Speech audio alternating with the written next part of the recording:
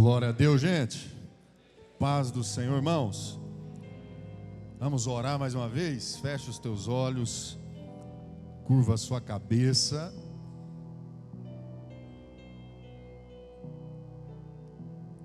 Hoje é Santa Ceia do Senhor.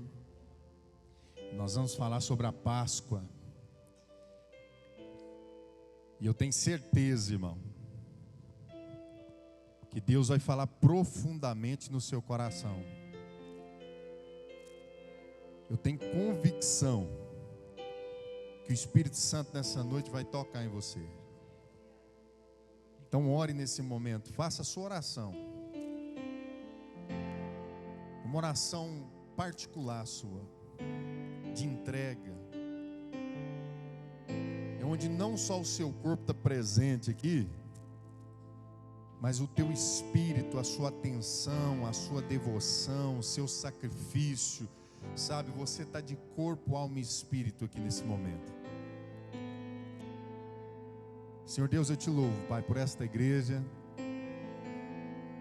O Senhor é o dono dessa casa de oração, o Senhor é o dono desse lugar, e o Senhor é o dono de cada uma das nossas vidas.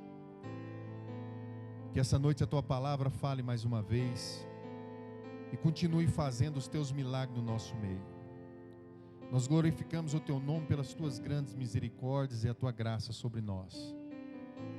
Que ninguém, Senhor, que tenha entrado aqui essa noite saia do mesmo jeito, mas que possa sair daqui com mais fé, com mais poder, com mais entendimento, mais liberto, mais próximo de alcançar a plenitude do Senhor Jesus. Assim eu oro essa noite e te agradeço. E amém. Amém, gente? Vamos lá, vamos para a palavra. Pega a sua Bíblia comigo em Mateus, no capítulo de número 1. Você sabe quem vai aproveitar bem dessa mensagem aqui é quem veio quarta, hein? Quem estava aqui quarta-feira, dá um glória a Deus. E nós estudamos um negócio aqui forte. E como a gente está nessa pegada, né? Nós vamos falar um pouquinho aqui sobre a Páscoa do Senhor. E quebrar muitos paradigmas aqui, muito conceito errado a respeito da Páscoa. Mateus capítulo 1, verso de número 21. E depois você já prepara e já deixa engatilhado João no capítulo 1, verso 29. Vamos lá. O que está escrito aí, irmãos? Ela dará à luz a um filho, e você deverá dar-lhe o nome de Jesus, porque ele salvará. Está escrito ele o quê? Ou ele vai tentar? Ele vai tentar salvar, está escrito assim? A Bíblia diz que ele salvará o seu povo dos seus pecados. Então diga, Jesus não tenta salvar. Ele salva o seu povo. As suas ovelhas ouvem a sua voz e o seguem. É assim que está escrito, é ou não é? O que está escrito lá em João no capítulo 1, verso 29?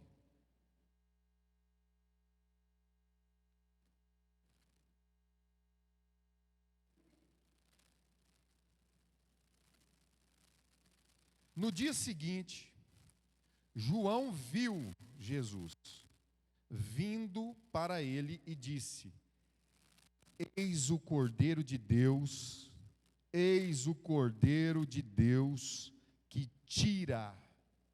Ele não tenta tirar. Está escrito que ele tira o pecado do mundo. Quem está aqui comigo? Jesus não tenta, irmão. Quem tenta é o diabo. É ou não é? Jesus, ele não tenta, ele consegue. Ele foi lá e fez o que tinha para ser feito. E quando você começa a pensar a respeito de Páscoa, a gente ainda se lembra da figura cultural, né, que foi infiltrada no meio do cristianismo no século IV, no século VIII.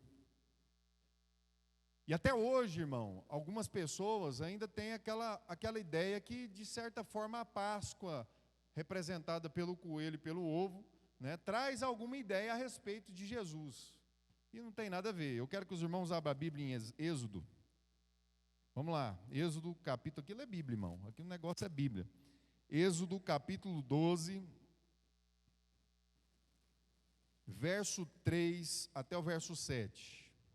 Nós vamos destrinchar isso aqui, você vai sair daqui sabendo e ensinando quem for preciso. Amém ou não amém? Então vamos lá. O texto está dizendo assim, ó: digam a toda a comunidade de Israel que no 10º dia deste mês, todo homem deverá separar um coelho. Ah, não, não é não? Eu achei que era um coelho. Todo homem deverá separar um cordeiro e um ovo de Páscoa para sua família. Não? Ah, tá. Então é um cordeiro e um cabrito para sua família. Um para cada casa.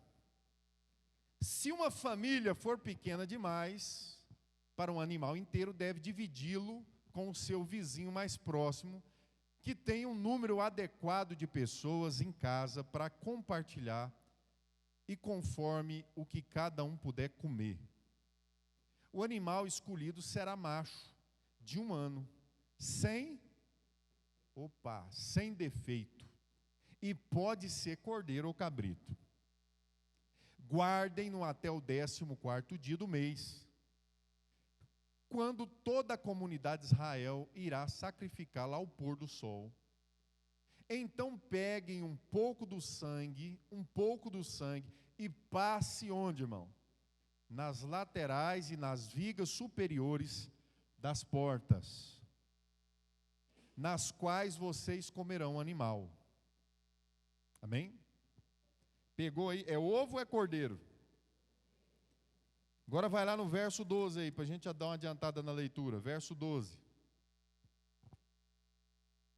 Por que ele passou sangue no umbral das casas, né? Na porta? Ele fala assim, ó: naquela mesma noite, passarei pelo Egito e vou mandar o diabo. Está assim ou não? Quem vai matar? Ele diz: matarei todos os primogênitos, tanto os homens como dos animais, e executarei juízo sobre todos os deuses do Egito, eu, o Senhor. Continua.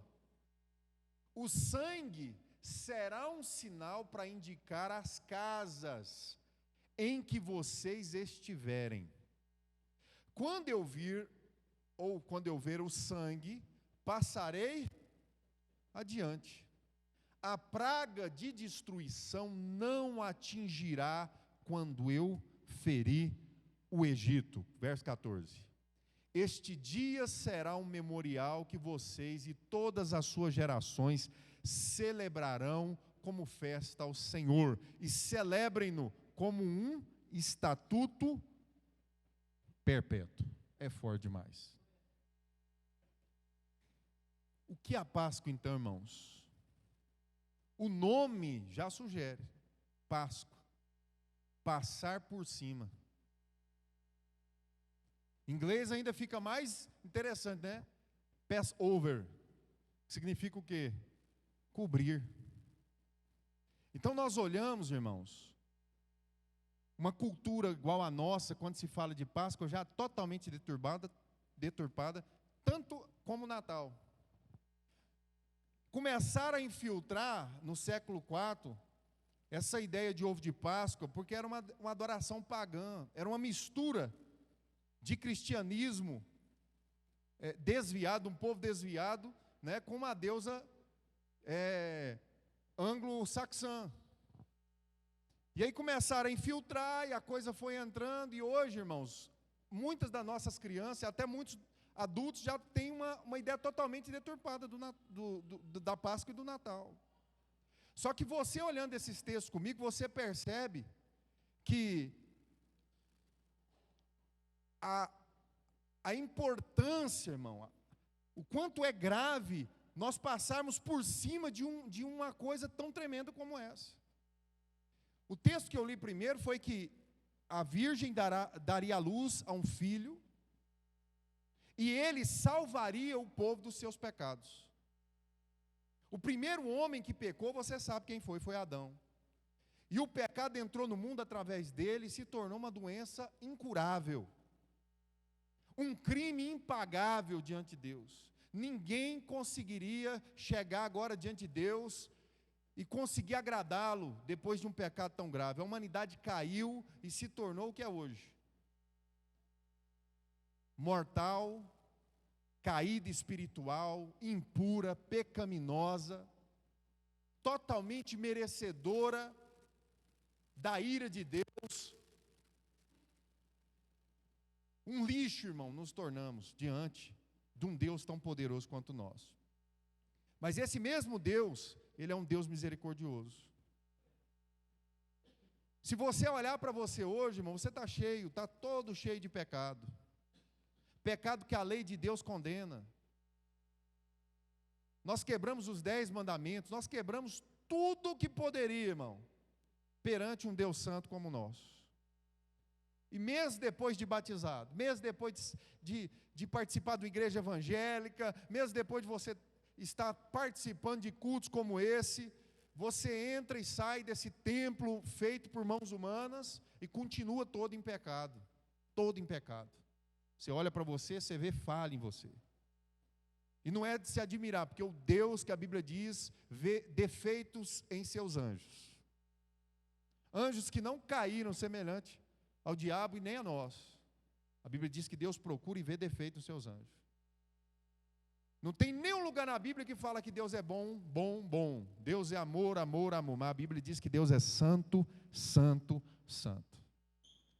Enfatizando a pureza, a transparência de Deus a respeito de todo e qualquer tipo de pecado. E essa santidade, irmão, é exatamente o que faz manifestar a bondade de Deus.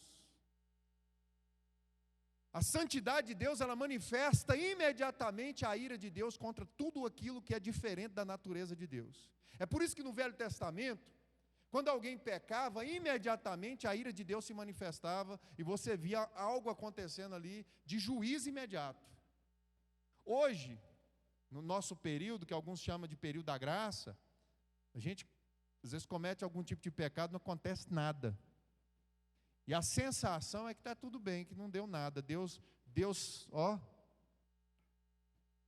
E eu falo não a respeito do cristão, não. Eu estou falando a respeito da humanidade.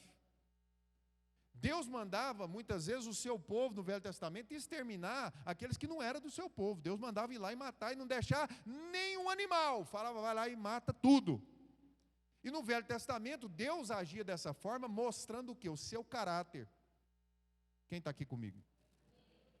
Deus demonstrava através de tudo isso os seus atributos, a sua essência, o seu caráter perfeito, irmão. Eu imagino que quando você conheceu a palavra de Deus e falaram de Jesus para você, eu espero que você tenha ouvido isso, que Jesus, Ele veio para resolver um problema na sua vida, e não uma vida passageira, uma vida eterna. Por quê? Qual que era o seu problema? O seu pecado, que está totalmente entrelaçado, impregnado na sua essência.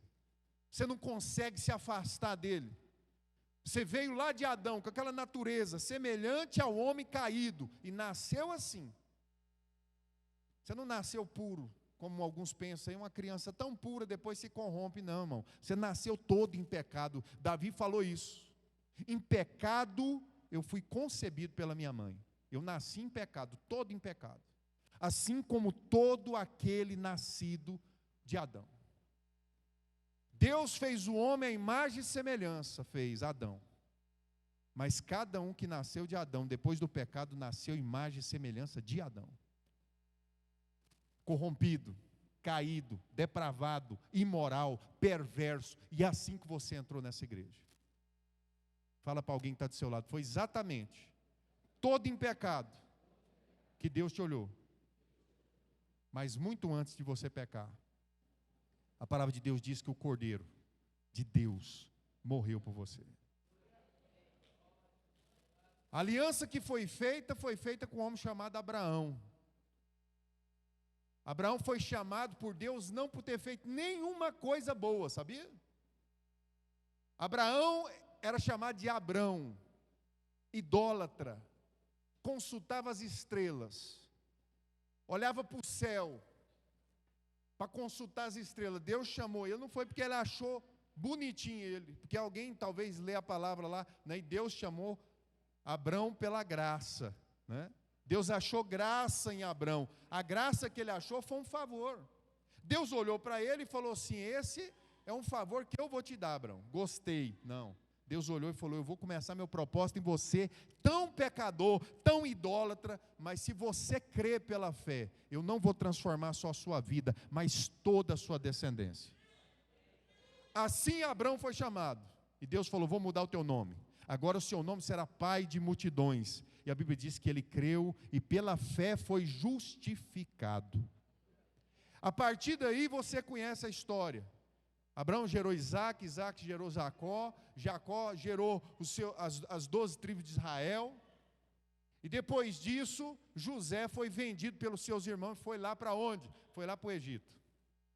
Lá ele foi escravo, trabalhou na casa de Potifar, foi preso. Deus resgatou ele de lá e colocou ele no trono. José se tornou a pessoa mais influente do Egito, depois de Faraó. Depois ele resgata os seus pais e ali começa um novo ciclo. Todo o povo de Deus foi levado para lá. Mas no dia em que Deus, irmãos, fez uma aliança com Abraão, Deus disse a Abraão: teu povo será, os teus filhos serão, eu serei Deus desse povo seu. Só que eles vão ficar 400 anos lá no Egito e depois eu vou libertar eles de lá. Mas lá eles vão ser oprimidos. A escravidão, irmão, era um sinal, era um propósito. Quando antes de você vir para o Evangelho, as pessoas chamavam você de escravo. Escravo do pecado. E a palavra de Deus diz em Gálatas. Coloca Gálatas para mim aí. Olha o que diz aqui a respeito de você. Gálatas capítulo, se não me falha a memória, capítulo 5, verso 1. Todo mundo aqui comigo, irmãos? Permaneçam firmes na liberdade. Está na onde? Novo Testamento. Novo Testamento. Permaneçam firmes na liberdade para a qual Cristo nos libertou. Ele não vai tentar libertar, Ele nos... E não se submetam novamente a um jugo de escravidão. O apóstolo Paulo em Gálatas, ele está fazendo memória do que aconteceu lá atrás. José levou sua família para o Egito e o povo se multiplicou lá e se tornaram mais de 2 milhões de pessoas. Só que José morreu. E aí esqueceram de José, esqueceram da família de José, esqueceram, Faraó não se lembrava mais desse povo e começou a oprimir o povo de Israel. E durante 400 anos a palavra de Deus se cumpriu e eles se tornaram escravos naquele lugar, oprimido o povo de Deus. E o povo começou a clamar a Deus, irmão. E Deus levantou um homem. Qual é o nome desse homem? Moisés. Eu fico admirado, irmão. Porque Moisés, lá na frente, você conhece, a maioria conhece a história, se não todos. Tem um momento que Moisés se levanta e ele profetiza algo muito forte. Ele falou assim, ó: se levantará um profeta, virá um profeta semelhante a mim. Que ousadia de Moisés. Ele estava falando sobre Jesus. Mas ele falava isso a respeito da libertação do pecado. A gente sabe, irmão, que o Egito representa o mundo, como alguns aqui gostam de chamar, né? Quando eu vim lá do mundo, quando eu vim lá do Egito. Por quê? Porque lá você estava oprimido, escravo, e não tinha o que fazer.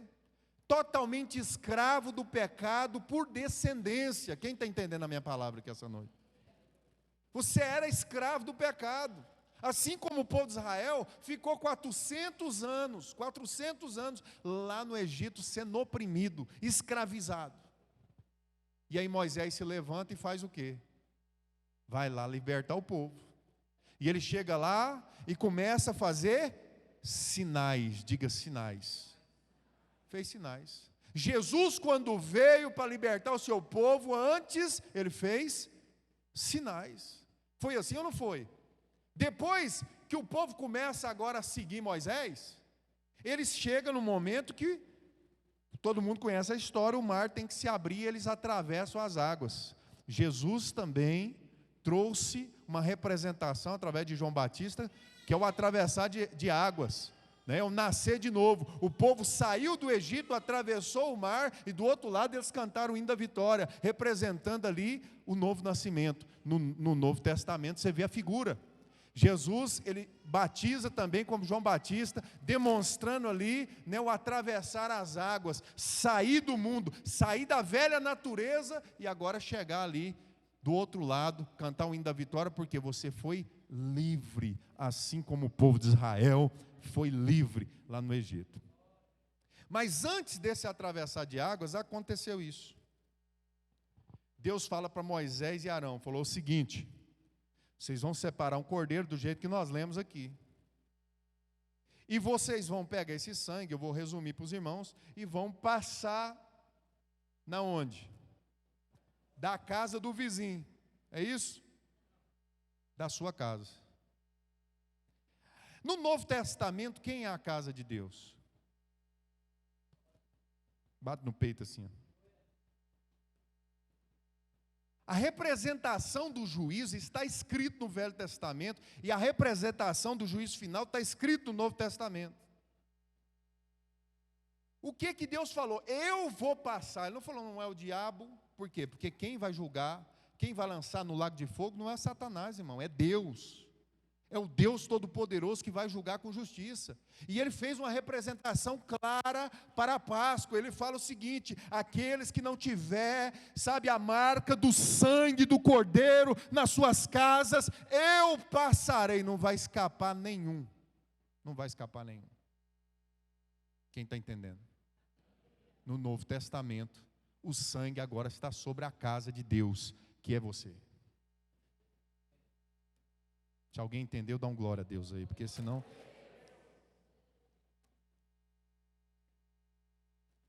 O sangue é a representação, irmão. O sangue é a representação da transformação na vida do homem. O sangue que foi passado naquelas portas era o sangue de um cordeiro comum, mas a palavra de Deus diz que quando João estava batizando, veio alguém na direção dele, e ele falou assim, ó, este é o Cordeiro de Deus que tira o pecado do mundo. E como eu falei e reafirmo, ele não tentou, Pedro, tirar. Ele tirou. Ele tirou. A Bíblia diz que ele salvaria o seu povo dos seus pecados. Ele não vai tentar salvar o povo, irmão. Ele veio e salvou, e aqueles que o Senhor escolheu e chamou, sabe, estes ele também predestinou, e esses ele justificou, e esses ele santificou, para a salvação eterna. Você olha para você hoje, irmão, você está todo em pecado ainda. Por quê? Porque a marca do pecado está em você. Porque no seu corpo ainda corre o sangue de Adão. Corre o sangue da sua... corre o sangue daquele que você herdou toda a genética de pecado. Está em você. Só que a igreja precisa entender o que foi feito na cruz do Calvário, irmão.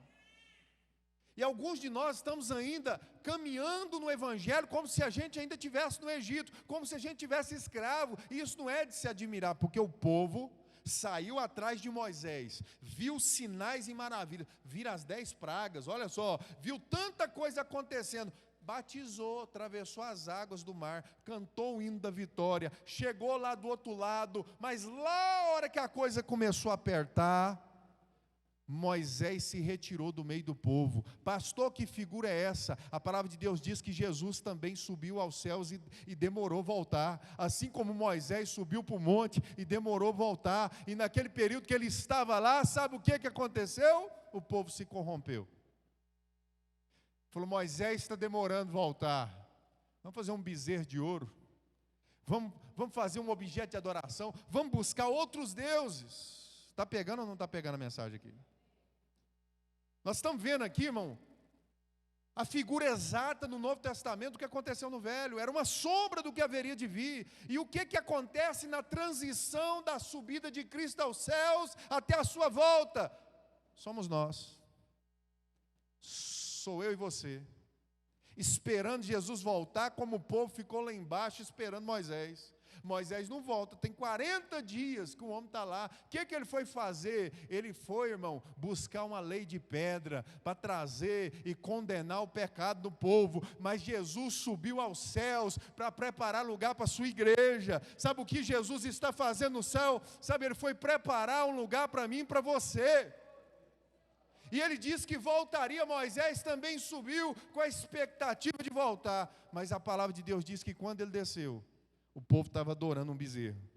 E o que me admira muito é que quando Deus vira para Moisés lá em cima e fala: olha o que o teu povo está fazendo, Moisés leva um susto. Porque ele falou: meu povo? Não, teu povo. Ele falou: não é mais. Porque a minha aliança com Abraão era que não houvesse nenhum Deus além de mim. Minha aliança com Abraão foi uma aliança de sangue. Porque foi um cordeiro que eu pedi para ele abrir no meio, e eu desci próprio e passei no meio, fazendo uma promessa perpétua a Abraão, que somente a sua descendência seria o meu povo. Mas agora o povo se dobrou diante de um bezerro de ouro. E agora o teu povo, Moisés, está fazendo isso. E ele: não, Senhor, não faça isso. Risca o meu nome do livro da vida. Mas não faça isso com o teu povo. O que vão pensar de ti, Deus? O que vão pensar do grande eu sou, que tirou o povo de lá, sabe, e fracassou no deserto? Mas Deus nunca fracassa. O juízo dele foi estabelecido, e assim como ele falou para Moisés, os corpos desse povo que adorou o bezerro de ouro ficaram estirados no deserto. Só entrou na terra prometida quem nasceu depois do período que as pessoas adoraram o bezerro de ouro. Quem entrou não estava na adoração. Por isso que esse cara, 40 anos tocando de roda e não conseguia chegar em lugar nenhum, porque eles pecaram gravemente contra o Senhor e foram eliminados do povo, como a palavra de Deus diz, irmão. O mesmo Deus bom que liberta e transforma é o mesmo Deus que estabelecerá juízo. O mesmo Deus, irmão, que salva é o mesmo Deus que vai condenar o pecado. Só que o que nós estamos olhando aqui hoje, irmão, é a representação do sangue que transforma a vida daqueles que creem pela fé de Abraão. Jesus morreu de uma vez por todas pelos seus pecados. Ele não vai, irmão, perdoar você dia a dia, não é assim. Eu quero que os irmãos abrem Hebreus comigo e eu vou orar depois. Quem está entendendo a mensagem aqui hoje? Vou ler um texto em Hebreus com vocês. Nós vamos lá em Hebreus capítulo de número 10.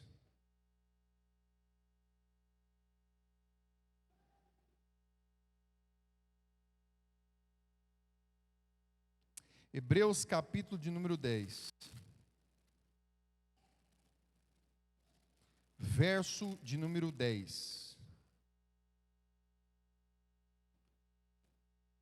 Não, pode ser o 11, verso 11, melhor. Quem está aqui comigo ainda? Está acompanhando o raciocínio aí ou não? Dia após dia, todo sacerdote apresentava-se para exercer seus deveres religiosos e repetidamente para oferecer os mesmos sacrifícios que nunca podem remover pecado. Olha aqui, fica aí, fica lá. Ele está dizendo que no Velho Testamento foi estabelecido que o sacerdote entrava constantemente, repetidamente, para oferecer o sacrifício do cordeiro diante de Deus, mas que não era capaz de remover pecados, porque era um símbolo daquele que haveria de vir. Verso 12. No entanto, depois que Jesus acabou de oferecer um único, dá um glória aí, pelo amor de Deus, um único sacrifício pelos pecados, que é válido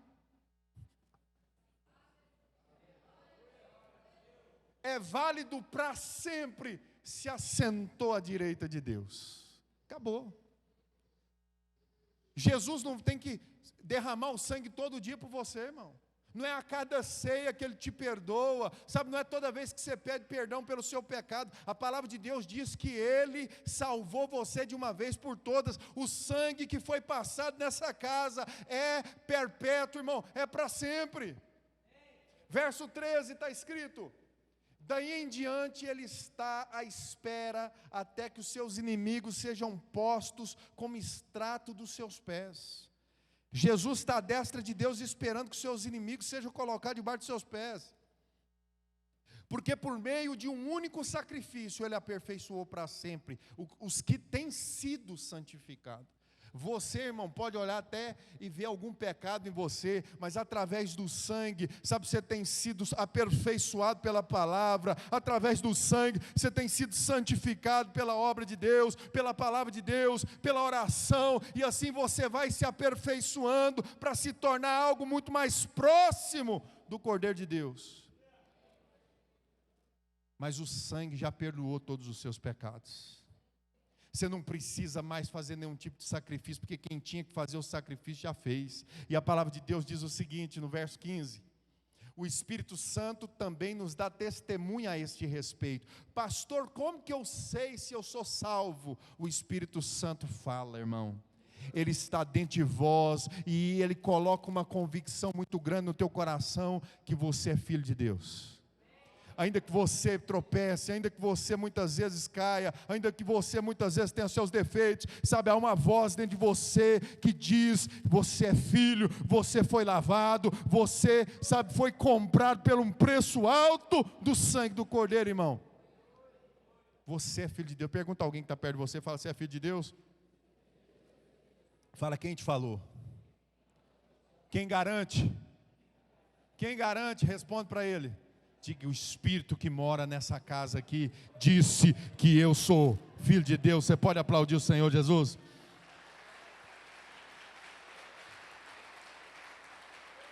Verso de número 19, para a gente finalizar.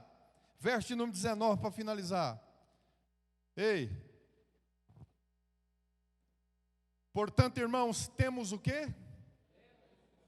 Mas por que você chega aqui e tem culto assim? Ai, Jesus, não tem nem coragem de olhar para o céu, que eu sou tão pecador. O que o texto está dizendo? Portanto, irmãos, temos plena confiança para entrar no lugar santíssimo não é por você, não é pelo seu mérito, não é pelo quanto você é santão. A palavra de Deus diz que é pelo sangue de Jesus. Continua: por um novo e vivo caminho que Ele nos abriu por meio do véu, isto é o seu corpo. O véu do templo se rasgou de alto a baixo, aquilo era o próprio corpo do Cordeiro de Deus que foi morto no teu lugar.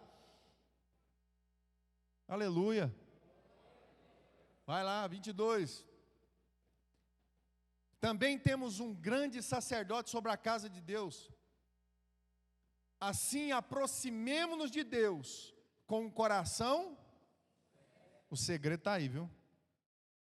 O segredo está aqui. Porque talvez alguém pense assim: então se Jesus perdoou todos os meus pecados, eu vou deitar e rolar. Você sabe, irmão, o quanto você tem desejado servir a Deus, e sabe onde é que você tropeça e erra, e você não quer isso. Aqui nós não estamos falando de pessoas que amam a lama, que rejeitaram a graça de Deus, o amor de Deus, e, desculpe com o perdão da palavra, estão se lascando pelo sacrifício do Cordeiro. Aqui está falando de gente, irmão, que todos os dias se esforça para não errar, mas quando erra, sabe que se aproximando com o coração sincero e com plena convicção de fé, porque o nosso coração foi purificado de uma consciência má, e o nosso corpo lavado com água pura. Olha só o texto: mantenham-se firme a esperança que professamos, pois aquele que prometeu é fiel. Sangue do Cordeiro, irmão, foi derramado de uma vez por todas, pagou toda a sua dívida. Meu irmão, o que eu tenho que fazer diante de uma proposta como essa, de uma graça como essa? Não rejeite o perdão de Deus por orgulho. Como assim, pastor? Tem gente que rejeita o perdão por orgulho. Jesus está falando, eu quero te perdoar. Você fala, não, mas não dá. Eu ainda sou pecador. Ele está dizendo, mas eu perdoei você de uma vez por todas, por tudo que você fez. Você por orgulho, você fala, não, eu rejeito, porque não é assim. Não é fácil assim, deve ser mais difícil, eu ainda tenho que sacrificar, eu ainda tenho que fazer alguma coisa, eu ainda tenho que pagar o preço. Você sabe o que você tem que fazer, irmão? Viver uma vida de sinceridade diante de Deus. Ninguém será salvo dos seus pecados pelas obras. As pessoas serão salvas pela fé no sangue do Cordeiro. Reconhecer isso, irmão, é olhar para a cruz, porque foi assim que aconteceu no deserto. O povo estava morrendo pelas serpentes que estavam pegando o povo lá, e Moisés, e agora, Moisés? O povo está morrendo, a serpente está pegando, a serpente está mordendo o povo, e o povo está morrendo em massa.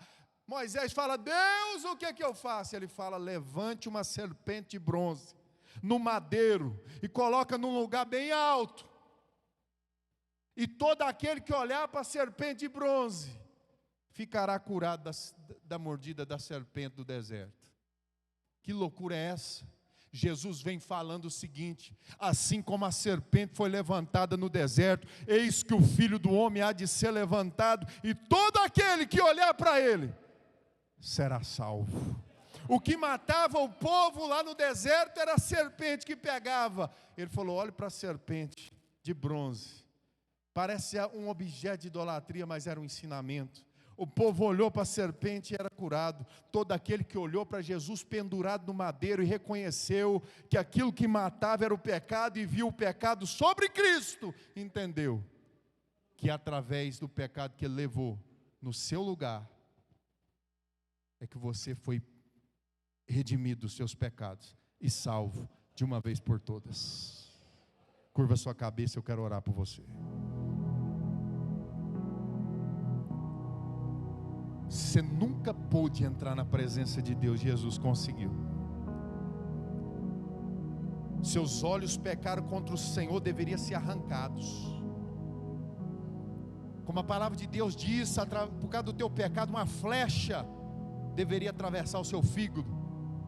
Como a Bíblia diz, aqueles que adulteraram, aqueles que tocaram, que mentiram, que caminharam pelo egoísmo, pela mentira. A santidade de Deus condena tudo isso, irmão, e Ele vai esmagar os seus inimigos. Ele não deixou de ser Deus, Ele vai voltar, e Ele vai punir todos aqueles que se tornarem inimigos de Deus por rejeitarem o Filho e crucificar Ele. Mas você, que foi chamado, que foi escolhido, e que Jesus não tentou salvar, Ele salvou. Não tentou libertar, Ele libertou. Você é livre.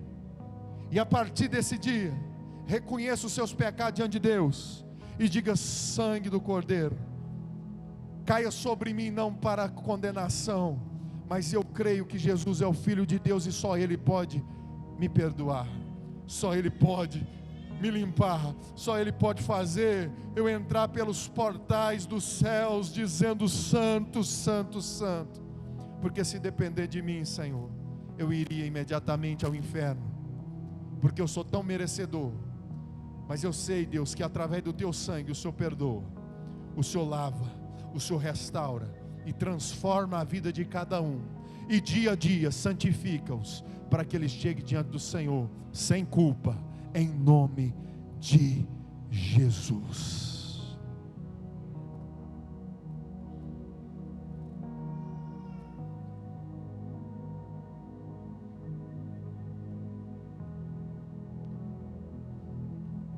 Glória a Deus, irmãos. Cumprimento os irmãos com a paz do Senhor, amém? Quantos receberam essa mensagem aí? Já pega a sua Bíblia aí comigo em Mateus capítulo 27. Não quero prolongar, vamos ceiar aqui na presença de Deus. Mas antes eu preciso mostrar 3 cenários. No momento em que Jesus é preso, crucificado e o qual ele ressuscita. Mateus capítulo 27, no verso 11. Os irmãos que encontrar e dá um glória a Deus aí, irmãos. Amém? Vamos lá? Jesus estava de pé diante do governador e este lhe perguntou: você é o rei dos judeus? Jesus responde: tu mesmo dizes. Acusado pelos chefes e sacerdotes e pelos líderes religiosos, ele nada respondeu. Então Pilatos mais uma vez lhe perguntou: você não ouve quantas acusações tem sobre você?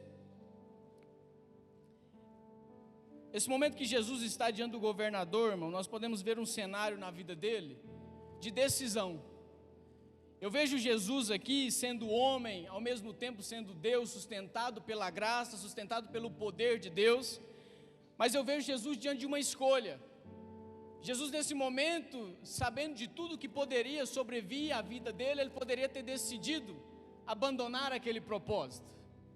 O momento que Pilatos está dizendo: olha, você não percebe quantas acusações tem sobre você? Esse era o momento de Jesus se escapar. Esse era o momento de Jesus falar: olha, tudo bem, eu estava enganado sobre isso, e ter saído daquilo. Mas eu quero levar você ainda mais adiante. Verso 24: quando Pilatos percebe que não havia nenhum resultado, mas ao contrário, que um novo tumulto se iniciava, mandou trazer a água e lavou as mãos diante da multidão e disse: estou inocente deste homem, a responsabilidade é de vocês. Olha o que o povo vai profetizar sem ter ideia nenhuma do que eles estavam falando. Algumas pessoas do povo, está dizendo assim, todo o povo respondeu: que o sangue dele caia sobre nós e também caia sobre os nossos. Meu Deus, acredito que eles não tinham noção do que eles estavam dizendo, olha, vamos, faça da forma que nós queremos, nós tomamos essa responsabilidade, que o sangue desse Jesus caia sobre nós, e ainda mais que caia sobre os nossos filhos. Eles não tinham ideia, irmãos, do que eles estavam dizendo. Olha só, no verso 45, um novo cenário. Jesus tinha a opção de escolher. Agora Jesus vai passar por um momento de indecisão. Houve trevas sobre a terra, verso 45. Obrigado.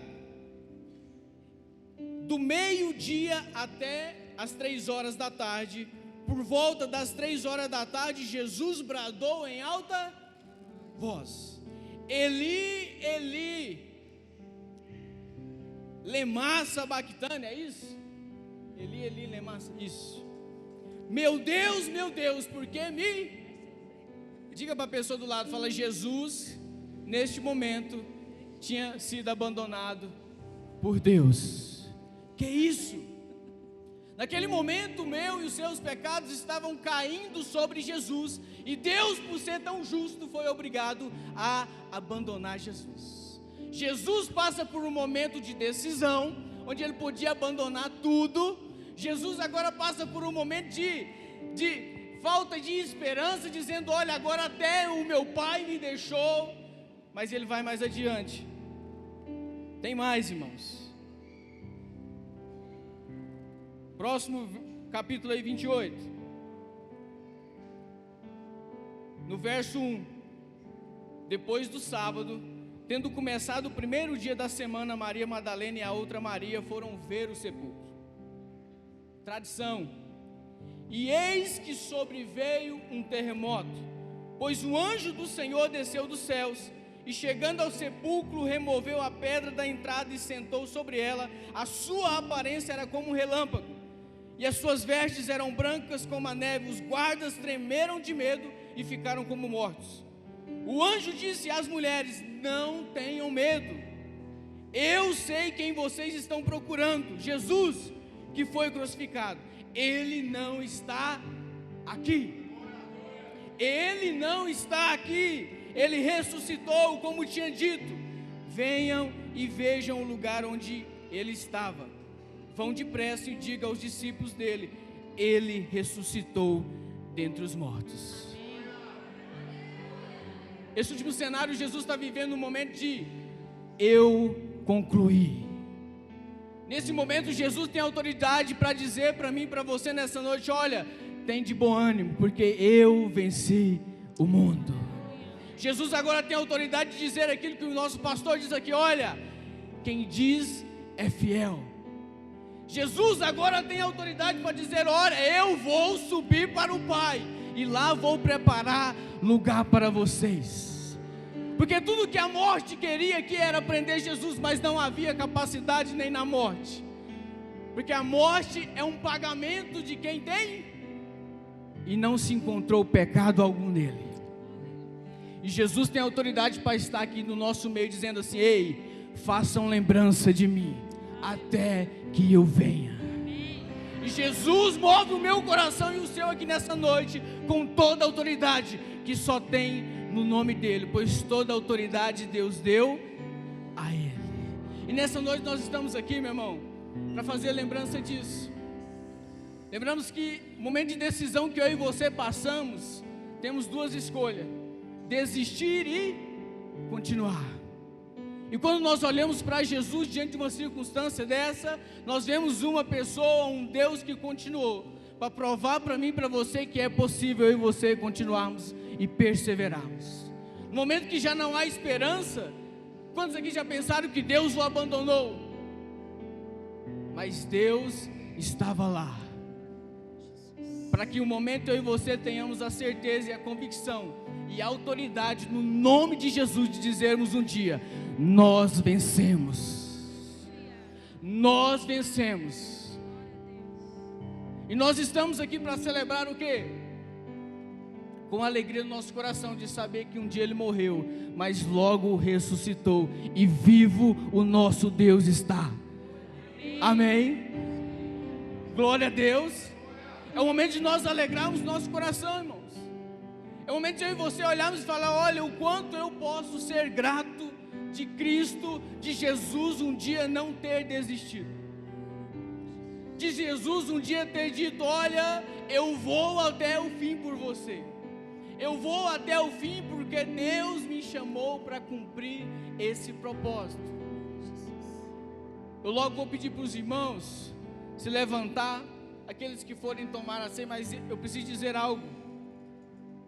Eu preciso dizer algo para alguém aqui nessa noite. Não é o momento de decisão que vai parar você. Não é o momento de angústia, talvez com falta de esperança, que vai parar você. Nada disso vai parar você. Se você crer e ter convicção de que um Deus já venceu por você, nada vai te parar.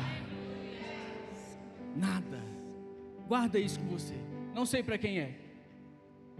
As decisões, momento de incertezas, mas tenha convicção no seu coração que Cristo um dia já venceu. Somos como crianças, irmãos, andando nos passos do nosso Pai. Somos como crianças que somente acompanha e refaz os passos do nosso Pai. Não é difícil, é desafiador, mas não é impossível, porque Ele já venceu. Amém? Eu queria convidar a igreja, aqueles que forem ceiar conosco, ficar de pé no seu lugar. Os irmãos se prepararem aqui, por favor, em nome de Jesus. E você que não é batizado, meu irmão, é o momento da decisão. É o momento de você decidir, é o momento de você escolher aquilo que Deus já tem martelado ao seu coração há muito tempo. No final desse culto mesmo, não espere para outro dia.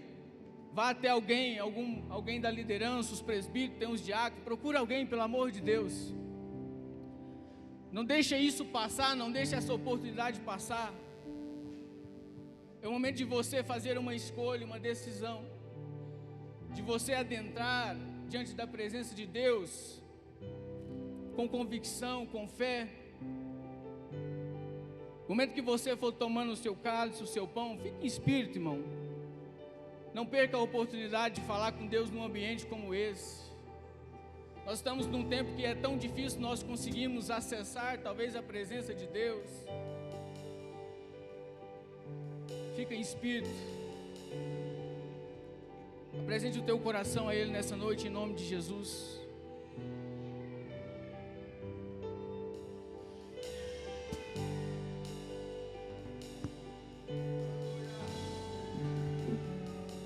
Na mesa o pão, o vinho também, no peito uma dor, com aquilo que vem, de um lado sorriso, do outro traição. Ele abençoa e parte o pão e lava os pés daqueles fiéis,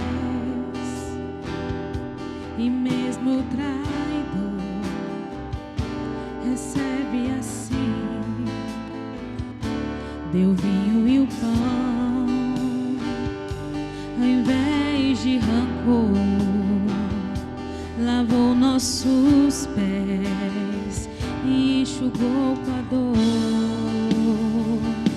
Naquele partir estava todo o meu ser, partindo por mim, pelo meu viver. No vinho o amor, no sangue o perdão, em seu mergulhar a minha salvação. Naquele partir estava todo o meu ser, partindo por mim, pelo meu viver. No vinho o amor, no sangue o perdão, em seu mergulhar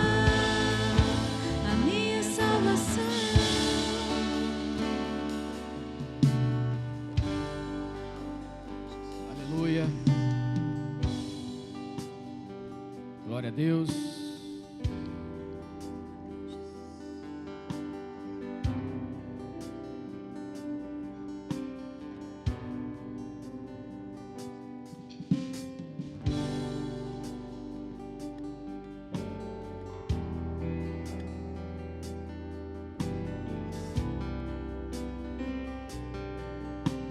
Aleluia. Glória a Deus. Pega o teu pão assim. Esse pão, irmãos, ele vai representar aqui para mim e para você nessa noite o corpo de Cristo, o qual naquela cruz foi dilacerado, esmagado. Aquele corpo o qual decidiu sofrer todo aquela dor, aquele corpo o qual os meus pecados e os seus estavam cravando ele naquela cruz.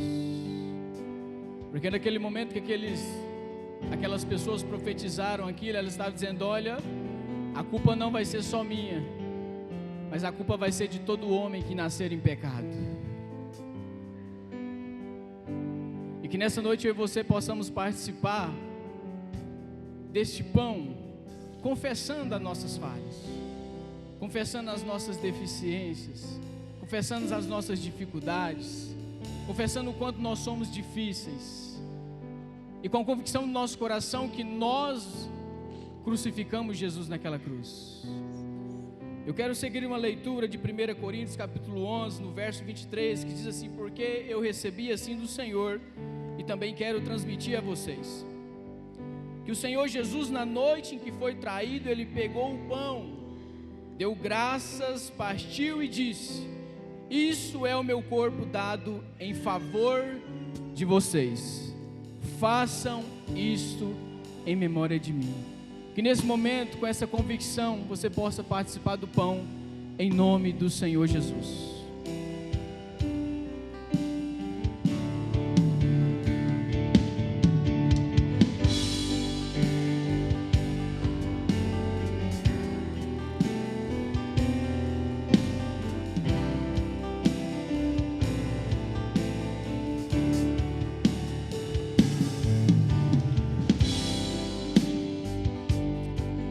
Aleluia. Da mesma forma, depois de ter comido o pão, ele pegou o cálice e disse: levanta bem alto assim, irmão. Ele disse: este cálice é a nova aliança no meu sangue. Façam isso sempre que beberem em memória de mim. É um cálice, irmãos, no sangue de Jesus. E naquele momento que aquele povo dizia, olha, que o sangue dele caia sobre nós, eles não sabiam de uma coisa, que esse sangue ele poderia converter em maldição ou em condenação. Mas nós temos a oportunidade, a graça, eu e você, de estarmos aqui nessa noite, porque um dia nós cremos no Filho de Deus. E hoje esse sangue, ele se converte sobre mim e sobre você, como salvação de uma nova aliança no sangue de Cristo. Participa nessa noite do cálice, crendo em nome do Senhor Jesus. Naquele partir estava todo o meu ser, partindo por mim, pelo meu viver. No vinho o amor, no sangue o perdão, em seu mergulhar a minha salvação. Naquele partir estava todo o meu ser, partindo por mim, pelo meu viver. No vinho o amor, no sangue o perdão, em seu mergulhar a minha salvação. Partindo por mim, pelo meu viver. No vinho o amor, no sangue o perdão, e seu mergulhar a minha salvação. Naquele partir estava todo o meu ser, partindo por mim, pelo meu viver. No vinho o amor, no sangue o perdão, e seu mergulhar a minha salvação. O hino cantou depois de ceiar, e era o louvor que vinha preparar a maior canção cantada na cruz, escrita na ceia pelo meu Jesus. Naquele partir estava todo o meu ser, partindo por mim, pelo meu viver. No vinho o amor, no sangue o perdão, em seu mergulhar a minha salvação. Naquele partir estava todo o meu ser, partindo por mim, pelo meu viver. No vinho o amor, no sangue o perdão, em seu mergulhar a minha salvação. E ele veio a mim. O meu Jesus pensava em mim.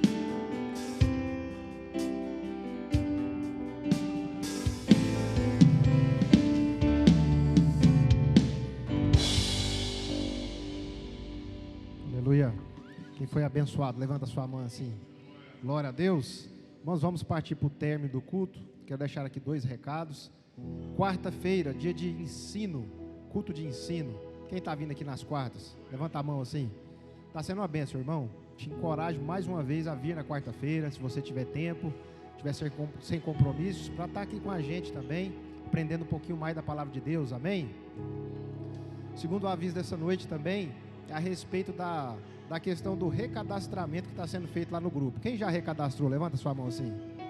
É só clicar lá no link e seguir algum passo a passo. São 4 ou 5 passos lá que você, né, faz as marcações devidas de data, quando você chegou na IPR, para a gente fazer o levantamento dos membros e também para a gente ter sobre as questões das eleições que vão ter futuramente, para a gente ter um controle de como que está a IPR a nível de membros, amém? Depois também, se não tiver lá, Camila manda, né? Lá no link da igreja, lá para só clicar, entrar e fazer esse recadastramento, amém? Glória a Deus, vamos ficar de pé? Deus derramou uma graça hoje aqui sobremaneira, como sempre faz. Deus é um Deus que sempre nos surpreende, né? Às vezes nós estamos fracos, mas Deus é que nos enche e nos encoraja para que a gente possa andar mais um pouco, amém? Levanta suas mãos assim para o céu. Que a graça e o amor de Deus e as consolações do Espírito Santo sejam com todos. Todos dizem amém. Cumprimentem uns aos outros. Está encerrado, no nome de Jesus.